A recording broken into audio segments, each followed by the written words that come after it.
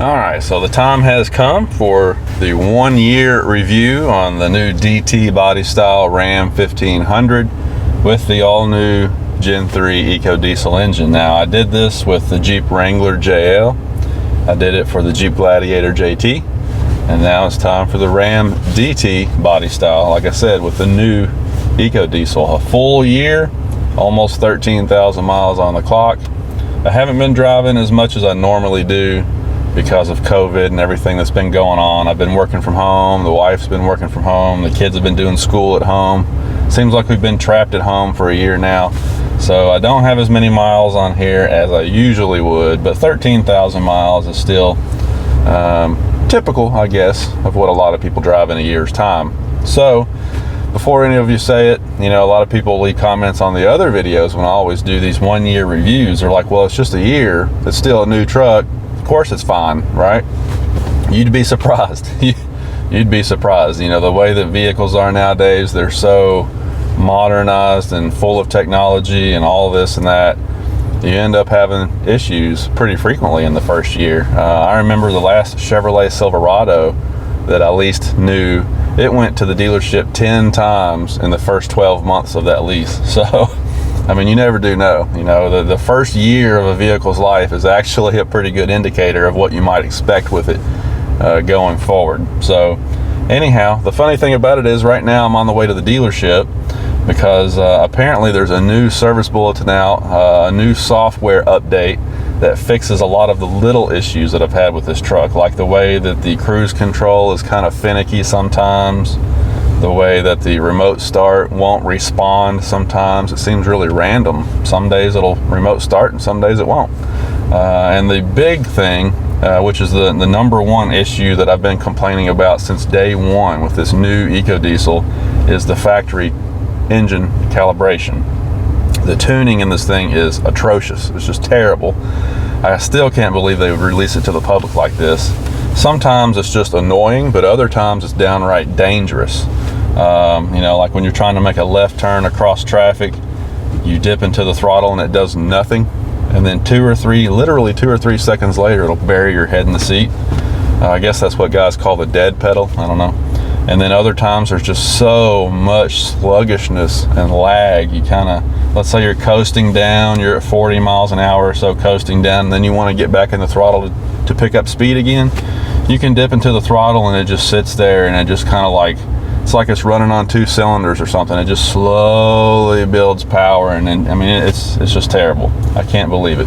Especially after all the issues they had with the Gen 2 EcoDiesel, after they did that emissions update on those, and guys all over the country were complaining about the drivability on those.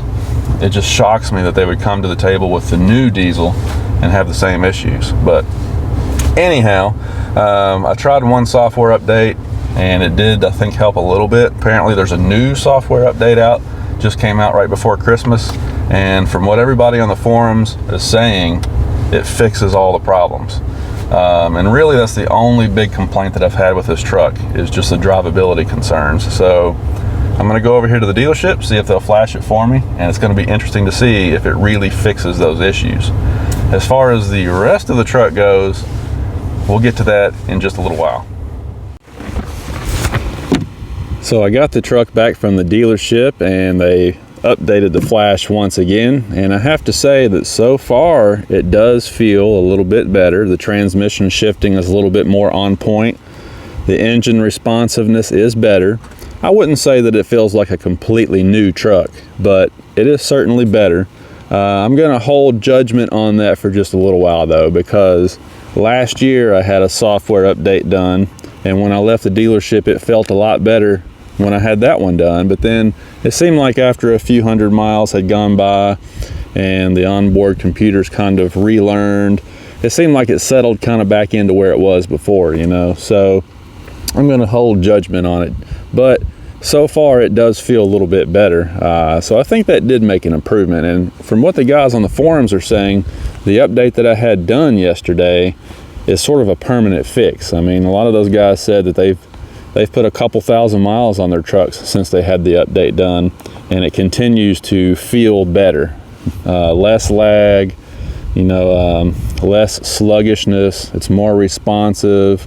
When you dip into the throttle, it goes, it behaves the way that it should have from the factory when it was new. So time will tell, but so far so good on that.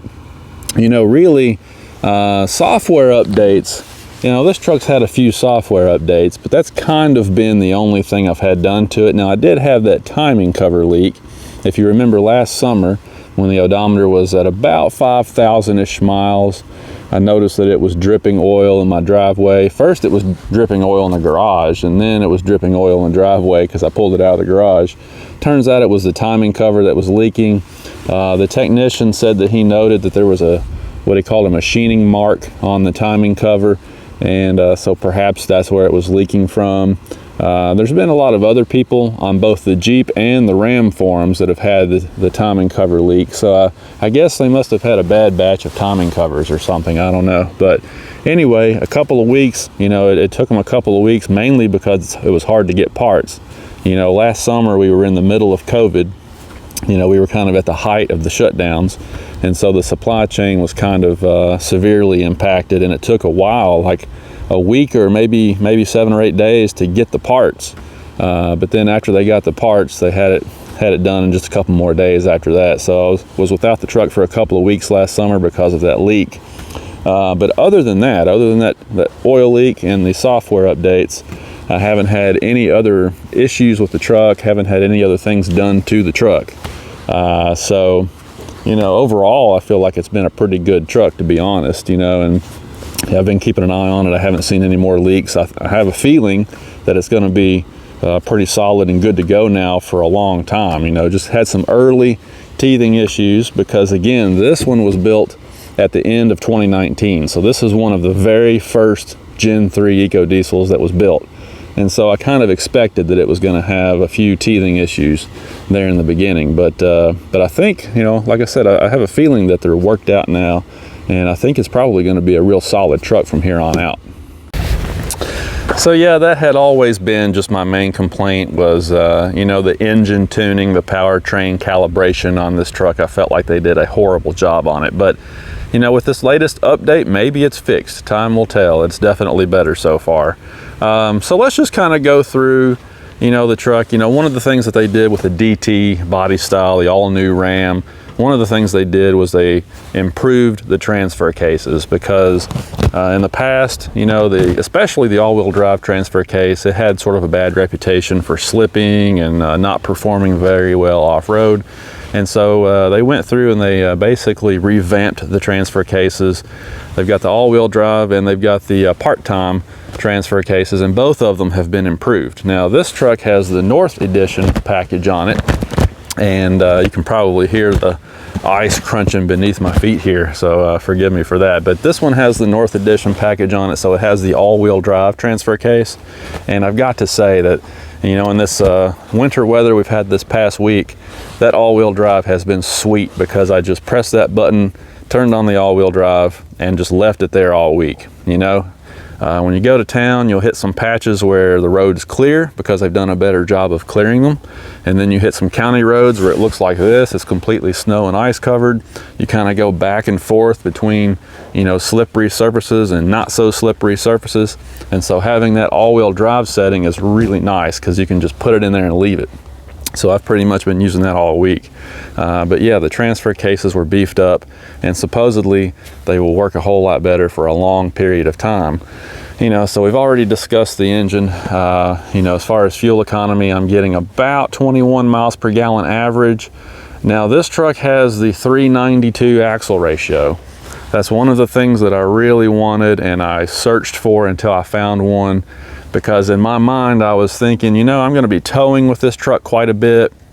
And so the deeper the axle ratio, the better. And maybe that's still true.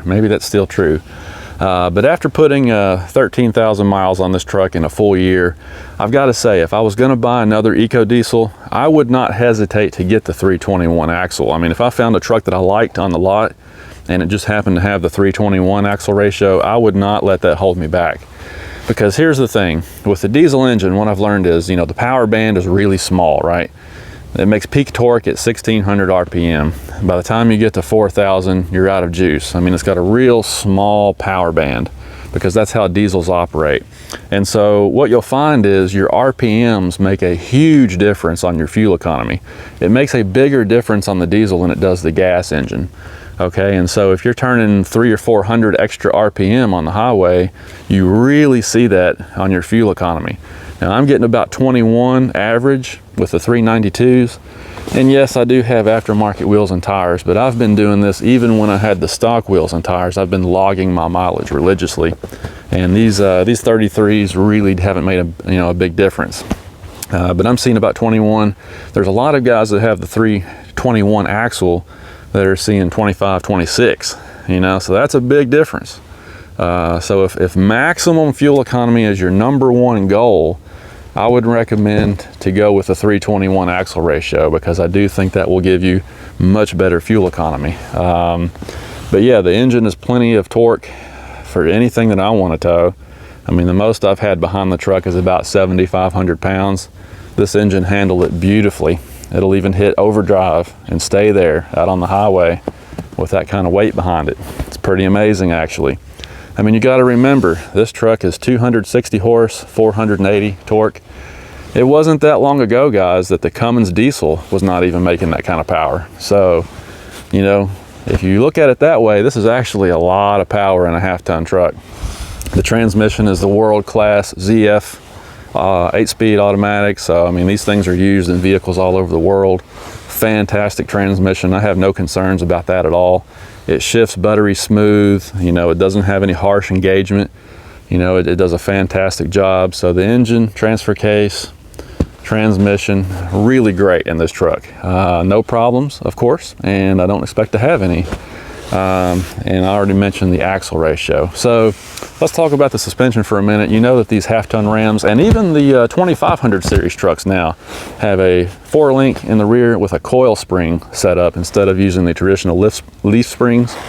And honestly, I don't notice that it rides much better. I mean, that was their big selling point on this coil spring suspension, is that it was going to ride a lot better. I haven't noticed that. You guys know I've had every truck on the market. I've had Chevys, Fords, Nissan. I had a Toyota with a V8. I've had everything. I've had Rams that have had leaf springs in the past. And to me, this coil spring rear end suspension does not necessarily ride better. I'm not going to say it rides bad. I just don't think it rides better. I mean, there's some really good leaf spring suspensions on the market these days. And the thing about the leaf spring suspensions is they carry weight better. They haul and tow better. They're more stable. They're more simple. So I really, personally, I don't see the advantage to the coil spring rear suspension that they use on these trucks. I don't hate it, but I'm just not a huge fan of it. I would have been perfectly fine with leaf springs. That's just my opinion. As far as the body goes, of course, it's only been a year, so no corrosion issues. I can't speak to that. You can see my truck is filthy. We've had a lot of winter weather. There's salt all over it. As soon as the weather warms up, I'm going to power wash it and clean it the best I can. One thing I will recommend, though, if you live in a climate like this, is go ahead and pay the extra to get these wheel well liners. Probably can't see them very good on the camera. There we go. Those are really, really nice because they keep all the salt, magnesium, all the chemicals they put on the road. It keeps all that junk from going up inside your bed and getting all over your suspension components and stuff. It kind of keeps it all right here where you can see it. So it makes it, when it comes time to clean this thing up, it makes it a lot easier to do. So that's been a really nice option. But the exterior of the truck has been great. Haven't had any trouble with that. Now the paint is awesome too, because I don't remember if I shot a video on this or not, but we mixed up some concrete. We were doing a little project last summer, and stupid me, I was using a wheelbarrow back here with concrete mix in it, mixing it all up with a shovel, in a wheelbarrow. Had the bags of cement mix on the tailgate. The tailgate was down, so we were just kind of throwing the cement bags off into the wheelbarrow, mixing them up, and then we'd take the wheelbarrow and dump it at the project site. Well, I ended up splattering concrete mix all over my tailgate, and it dried because the truck was dirty like this at the time and I didn't notice it. You know, I know, just a really stupid thing. And so I had concrete mix splattered all over my tailgate. Well, I tried all kinds of chemicals to get that stuff to dissolve and come off. I rubbed on it and, you know, just washed it several times. I mean, I was pretty hard on the tailgate trying to get that concrete splatter off of this truck. And finally my mother told me, she said, why don't you try vinegar? And sure enough, vinegar did a pretty good job on it. But by then I had really been pretty hard on this tailgate. And I want you to know, you can't tell it now because the truck's filthy, but this thing actually cleaned up real nice and the paint held up wonderfully. I mean, for what I subjected it to, rubbing on it and scratching on it and everything, trying to get that stuff off, if I clean this now, you would never know it had happened. I mean, the paint is really, really good on these trucks. I'm happy about that. These are those Mopar floor liners that I was talking about that come with the North Edition package, and I guess they're probably optional on any of these trucks. They do a really great job. I've paid a lot of money for aftermarket floor liners before that are no better than these. They do a great job. You know, as far as the interior, I'm not going to go over all this stuff. You guys know that I love the interior in these Rams. I think personally that it's the best interior of any pickup truck ever. I mean, I just love it. There's like so much storage in here. I know we got that huge console over there, which apparently is an optional thing. And you got this big old, I mean, look how cavernous this is. I mean, you can go like way down in there and like hide stuff. I mean, there's cup holders everywhere, storage everywhere. It's got bins down in the floorboard to hide things. I mean, there's just tons of storage. It's super comfortable. You've got all the amenities that you really need. This is the Bighorn Level 2 package, so it's not super expensive, but it has everything you need and everything you want. I love the heated steering wheel, the heated seats, heated mirrors, remote start, all that great stuff has been nice in this cold weather. Oh, and let me show you this, sorry. There's the transfer case settings. You can see the auto setting, you can see the 4 high, 4 low. It's also got a neutral setting too. I'm still not completely used to that transmission shifter. You know, I'm getting better at it. I'm kind of getting into the habit of forcing myself to look at what I'm doing because it's very unintuitive and it's very easy to hit the wrong gear with that thing. So I'm still not a big fan of it, but I'm getting a little better with that transmission shifter. But other than that, I mean, the interior is sweet, have no complaints. The seat's holding up really well. I've been sliding in and out of this thing for a year now. You can't even tell it. I mean, it still looks brand new.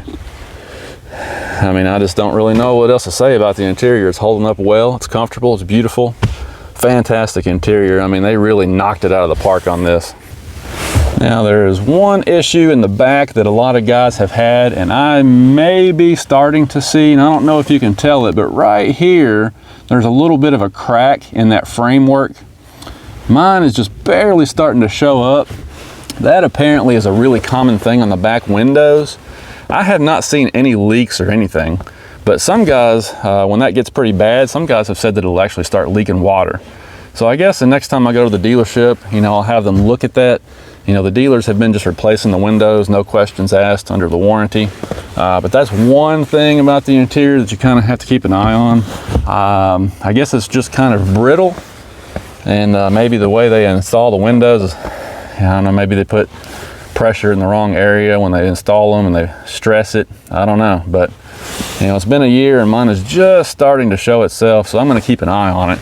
But as far as interior goes, that's the only issues I've ever heard of or seen with these, and mine is not bad yet, so we'll see what happens. But yeah, I mean, I love this truck, I really do.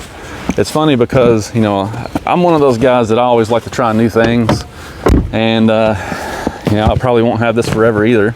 It's a lease, so I'm sure here in another year or two I'll be looking for the next thing. But I have to say, this is the first truck I've had that the more I drive it, the more I love it. The more I drive it, the more I start thinking maybe I'll just keep this one forever, because it's such a beautiful truck, functional, it works hard, it does everything I need it to do, it's fuel efficient. I mean, I really love it. I mean, I love the look of this new DT style Ram, and I'm really happy with it. You know, the paint is holding up good. I was talking about that a minute ago. I wanted to show you the front bumper, because on the Sport Appearance package, which is also something that you get with the North Edition, a lot of guys said these painted bumpers don't hold up real well. But I've been in road salt, gravel, dust, everything for a year. Been out on the interstates, tailgating trucks and everything else. And I have to say, the painted finish on these bumpers, I mean, mine looks great. It's filthy right now, but when I wash that down, it looks great. And I haven't really noticed any paint chips, rock chips, or anything yet. So, you know, I'm pretty excited about that. I'm happy that it's holding up, because, you know, I was kind of worried about that painted finish. I think it looks a lot better than the chrome. I know it's very subjective, but I just think the color matched everything, looks way better than the chrome. And but I was just kind of worried that it wasn't going to hold up, and so far, you know, my fears have not been confirmed. So good deal. So I don't guess there's really a whole lot more to say. My first full year with the new DT style Ram 1500 has been very enjoyable. I really love the truck. It's been a good truck to me. You know, it's a truck that I think I could be happy with for a long time.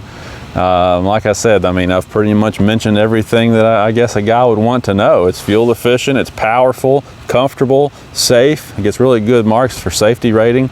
I mean, what else could you want, right? You know, in the future, I have to say, it might be kind of cool if they went to an aluminum body. When Ford did that, I was kind of like, I don't know about using an aluminum body, but it seems like it's working out great. And it definitely does shave a lot of weight off of their trucks, like 700 or 800 pounds off of a crew cab like this. So maybe, you know, in the future, Ram could go with an aluminum body, shave a little more weight. That would be kind of nice. But other than that, I really don't know what else they could do to make this truck better. It's just a fantastic truck. I think they've knocked it out of the park. You know, would I buy this truck over again or lease this truck over again? Absolutely. Would I get the diesel engine again? Yeah, I think I would. You know, you guys know that over the past year, I've kind of been wishy-washy on that. You know, there's been some concerns about the diesel, primarily because of the bad reputation that the second generation of this diesel engine had. But I'm really starting to think that maybe the third generation is going to be okay. Maybe they did get it all ironed out. And it's hard to argue with that torque and the ability to tow in 8th gear out on the highway. I mean, that's just amazing. And the fuel economy, it's hard to argue with that. So yeah, I think I would get the diesel over again. And if I end up turning this in at the end of lease and getting another Jeep Gladiator, I think I probably will go with the EcoDiesel on the Gladiator again too. We'll see, time will tell. But yeah, I love the truck. I would definitely get it again. I would do this package all over again. The North Edition is the best bang for the buck. 1,500 bucks, and look what all you get. You basically get the Sport Appearance package, the off-road package, and the cold weather package, all wrapped up in one for 1,500 bucks. I mean, it's the best value out there. So if you're gonna get one of these, especially if you live in a climate like this, get the North package, North Edition. That's what you want. It's awesome. But like I said, I don't need to keep dragging this on out. You know, the first year's been great. We'll see what the second year does. You guys, I appreciate you watching. If you got any questions about the new Ram, if you're shopping these and something you want to know about them, let me know. Put a comment below and I'll try to get back with you. Thanks. Have a good day.